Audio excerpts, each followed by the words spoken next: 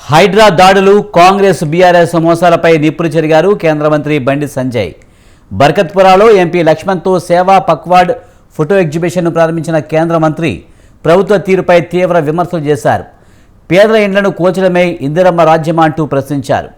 పేద ఇండ్లపై బుల్డోజర్ దిగాలంటే ముందు బీజేపీ కార్యకర్తలను తాకాలని అన్నారు. పేదల ఆస్తులకు తాము రక్షణగా ఉంటామన్నారు. 6 గ్యారెంటీలు అమలు చేయకుండా మోసం చేయడమే ఇందిరమ్మ పాలన అని ప్రశ్నించారు. ప్రజలను వంచడంలో బీఆర్ఎస్కు కాంగ్రెస్కు తేడా ఏముందని విమర్శించారు. మూసీ ప్రక్షాళన పేరుతో పేదల ఇండ్లపై హైడ్రా దాడులు చేస్తుందని మండిపడ్డారు. హామీల అమలు, మాజీ సర్పంచ్ల బిల్లుల విషయంలో బీఆర్ఎస్ కాంగ్రెస్ దొందే అని బండి సంజయ్ ఎద్దేవా చేశారు. ప్రభుత్వము అధికారులతో పత్రికా విలేకరుల సమావేశాలు పెట్టించి వార్నింగ్లు, హెచ్చరికలు జారీ చేసేటువంటి స్థాయికి దిగజడం ఇక్కడ మూర్ఖత్వం ఇంకోటి కాదు.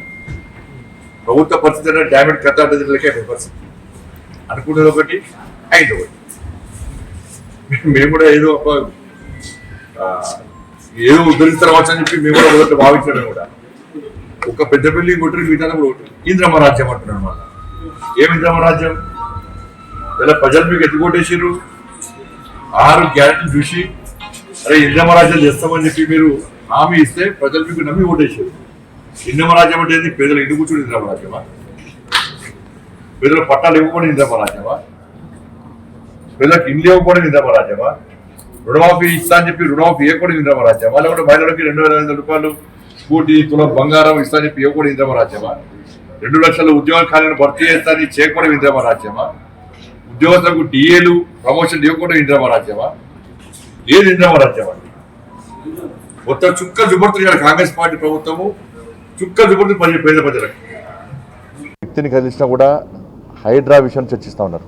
గ్రామ పంచాయతీలు ఎక్కడైనా హైడ్రా విషయం చర్చిస్తూ ఉన్నారు. హైడ్రా విషయంలో బాధపడడం పాపత్ముడు నిజంగా కూడా. మరి ప్రభుత్వానికి ఎందుకు బుద్ధి వస్తుందో ఇప్పటికీ అర్థమవుతలేదు. సోషల్ మీడియా ద్వారా ప్రత్యక్షంగా పరోక్షంగా ప్రజల నుంచి విమర్శలు వస్తున్నప్పుడు కూడా, ప్రజల నుంచి వ్యతిరేకత వస్తున్నప్పుడు కూడా ప్రభుత్వము అధికారులతో పత్రికా విలేకరుల సమావేశాలు పెట్టించి వార్నింగ్లు, హెచ్చరికలు జారీ చేసేటువంటి స్థాయికి దిగజారం ఇంతకంటే మూర్ఖత్వం ఇంకోటి కాదు. ప్రభుత్వ పరిస్థితి అంటే డామేజ్ కథలకే అయిపోయింది పరిస్థితి. అనుకున్నది ఒకటి, అయింది ఒకటి.